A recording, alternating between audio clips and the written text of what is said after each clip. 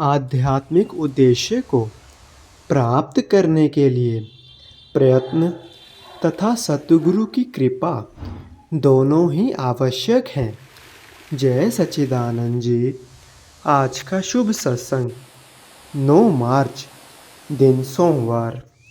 आज के सत्संग का शीर्षक है सच्ची मांग। गुरमुख प्रेमियों, बीते दिनों 7 मार्च दिन शनिवार को हमारे श्री सतगुरुदेव दाता दीनदयाल जी महाराज जी ने श्री अमरधाम मुंबई में शुभ आगमन हुआ है। आज का सत्संग श्री आनंदपुर दरबार से आदरणीय महात्मा जी के द्वारा बड़े ही श्रद्धा सहित फरमाया गया है। आज के सत्संग का पूरा लाभ प्राप्त करें। भाग्यशाली गुरुमुखो, अपने नेत्रों के सन्मुख सुंदर सिंहासन पर विराजमान श्री श्री 108 श्री परमहंस महान विभूतियों के एवं जन जन के हितैषी हर एक सेवक को अपने शुभ आशीर्वाद से कृतार्थ करने वाले श्री श्री 108 श्री हजूर श्री सतगुरुदेव महाराज जी के परम कल्याणकारी परम मंगलकारी श्री दर्शनों का अमृत पान करते हुए प्रेम सहित मिलकर बोलो जयकारा बोल मेरे श्री गुरु महाराज की जय। सौभाग्यशाली गुरुमुखो, श्री आनंदपुर धाम भक्ति परमार्थ एवं रूहानियत का लासानी दरबार है। श्री आनंदपुर धाम की रचना इस धरती पर एक अनूठी एवं बेमिसाल रचना है। आज हमारे परम आराध्य देव महातपोनिधि श्री श्री 108 श्री परमहंस दयाल महाराज जी की कृपा से इसकी महिमा न केवल भारतवर्ष में बल्कि विदेशों में भी फैली हुई है। इस पावन दरबार में जो भी गुरुमुख भक्ति की मांग लेकर के आता है तो फिर वह महापुरुषों की कृपा से भक्ति के सच्चे धन से अपनी झोलियां भर करके ले जाता है। जब सेवक पावन श्री दरबार में आकर के श्री आरती पूजा सेवा सत्संग सुमिरन तथा देव दुर्लभ श्री सतगुरुदेव महाराज जी के पावन श्री दर्शन दीदार करता है तो उसका रोम रोम पुलकित हो जाता है, उसका हृदय गदगद हो जाता है। वह सेवक मन ही मन अपने श्री सतगुरुदेव महाराज जी का आभार प्रकट करते हुए अपने धन्य धन्य भाग मनाता है और श्री सतगुरुदेव महाराज जी भी मुक्त कर कमलों से अपने सेवक की नाम एवं भक्ति के सच्चे धन से झोलियां भर रहे हैं। गुरुमुखों, महापुरुषों का इस धराधाम पर शुभ अवतरण ही हम जीवों के कल्याण के निमित्त होता है। संत सद्गुरु तो उस धराधाम से इस धराधाम पर हम जीवों के उद्धार के लिए ही आते हैं। वे हर समय हम जीवों को खुश व प्रसन्न देखना चाहते हैं। इसी हेतु ही महापुरुषों का इस धरा पर शुभ अवतरण होता है। महापुरुष तीनों लोकों के स्वामी होते हैं। उनकी मुट्ठी में सब कुछ होता है। वो जिसे चाहें जो चाहें जब चाहे बख्श दें। ये उनकी दया पर निर्भर होता है, ये उनकी कृपा पर निर्भर होता है। और सेवक का भी कर्तव्य है कि वह अपने सद्गुरु के चरण कमलों में पहुंचकर केवल भक्ति की ही मांग करे। किंतु कई बार सेवक मन के कहने में आकर के सद्गुरु के समक्ष संसार के पदार्थों की मांग करने लग जाता है। सद्गुरु तो दयालुता का स्वरूप है, वे सेवक की मांग तो पूरी कर देते हैं, लेकिन जो वे सेवक को देना चाहते थे, सेवक अपनी मांग उनके समक्ष रखकर उस कृपा से वंचित रह जाता है।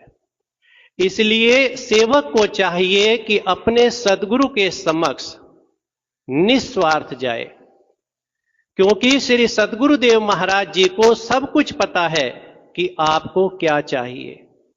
जो आपके हित में होता है वह सब कुछ आपको मिल जाता है, लेकिन जो आपके चित्त में होता है वह सब कुछ आपको नहीं मिल पाता, क्योंकि मनुष्य के हृदय में अनेकों लाखों कामनाएं भरी पड़ी हैं।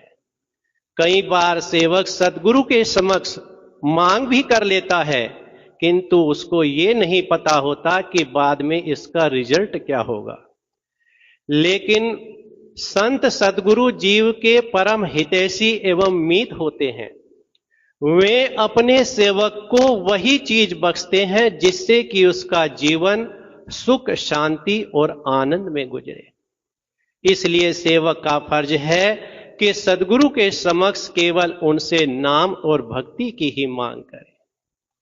जैसे कि गुरुवाणी में वर्णन आता है कि विण तुद होर जे मंगना, सिर दुखा के दुख, देह नाम संतोखिया, उतरे मन की भूख।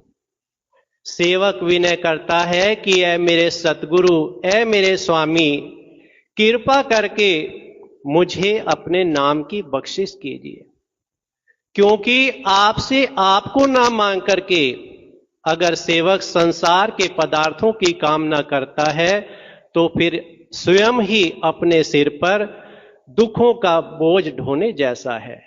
इसलिए आप कृपा करके मुझे नाम की बख्शिश कीजिए, जिससे कि मेरी आत्मा की भूख शांत हो सके। अब सेवक को चाहिए कि वह सद्गुरु से भक्ति एवं नाम की कामना करते हुए, मांग करते हुए दिन रात उसकी कमाई करे। गुरुमुखों, जिस घर में प्रभु की भक्ति होती है, प्रभु के नाम का सुमिरन होता है, जिस घर में श्री सद्गुरुदेव महाराज जी के बनाए हुए भक्ति के नियमों की पालना होती है, तो वहां पर संसार के समस्त पदार्थ दौड़े दौड़े चले आते हैं।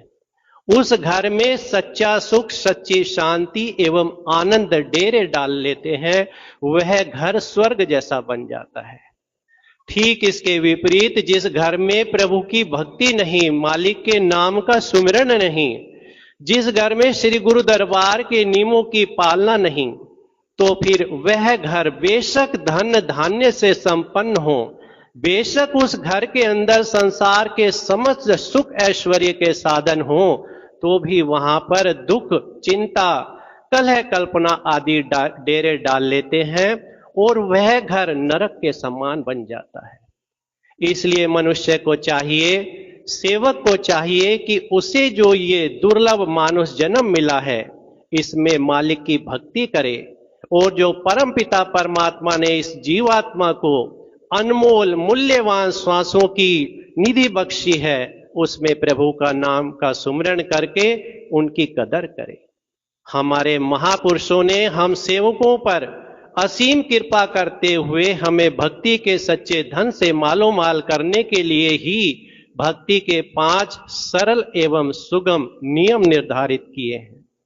हम सभी सेवकों का कर्तव्य है कि प्रतिदिन भक्ति के इन 5 नियमों की श्रद्धा पूर्वक पालना करें तथा श्री सद्गुरुदेव महाराज जी द्वारा बख्शे हुए प्रतिदिन 2 घंटे नाम का सुमिरन करते हुए अपनी इस जीवात्मा का भी कल्याण करें और श्री सद्गुरुदेव महाराज जी की प्रसन्नता के पात्र बने। बोलो जयकारा बोल मेरे श्री गुरु महाराज की। जय सच्चिदानंद जी। हम आनंदपुर धारा SSGN के माध्यम से श्री आनंदपुर दरबार के सत्संग, स्वामी जी के प्रवचन, भजन, संतों की वाणी सभी गुरुमुख प्रेमियों तक पहुंचाना चाहते हैं, ताकि आप सभी गुरुमुख डेली सत्संग और भजन का पूरा लाभ ले सकें। और इसके साथ ही आप संतों की वाणी अपने हर गुरमुख साथी, गुरमुख प्रेमी के साथ शेयर कर दें, ताकि सभी आनंदपुर रूपी डोर के साथ जुड़े रहें। बोलो जयकारा बोल मेरे श्री गुरु महाराज की जय।